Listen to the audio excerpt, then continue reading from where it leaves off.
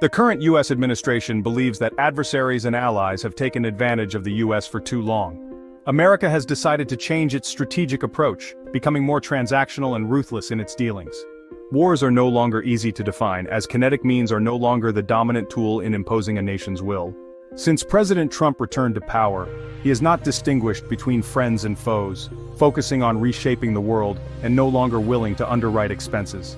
Policy shifts include territorial claims and economic threats, such as expressing a desire to make Canada the 51st state, annex Greenland, the Panama Canal, and bring the Gaza Strip under direct American control. Historically, the U.S. has resorted to economic coercion against allies during the Cold War. For example, in 1948, the Truman administration threatened to suspend the Marshall Plan from the Netherlands unless they abandoned their counterinsurgency against the Indonesian nationalist movement. The Suez Crisis in 1956 demonstrated strong U.S. economic pressure, forcing Britain, France, and Israel to withdraw their forces from Egypt. In the 1970s, the Ford administration used threats to freeze U.S. government lending and reconsider its security relationship with South Korea to stop their nuclear weapons program. During his first term, Trump imposed sanctions against Iran's and Venezuela's oil exports, which had a crippling economic effect but produced no political shifts. Sanctions were also passed against Iran, North Korea, and Russia in 2017, and the U.S. initiated an economic assault on Chinese tech giants. In 2019, the U.S. used sanctions to force Turkey to rein in its proxies fighting U.S.-backed Kurdish forces in Syria, and imposed economic penalties on Turkey for buying Russian S-400 anti-aircraft missiles. On March 5, President Trump threatened further destruction of Gaza if all remaining hostages were not released.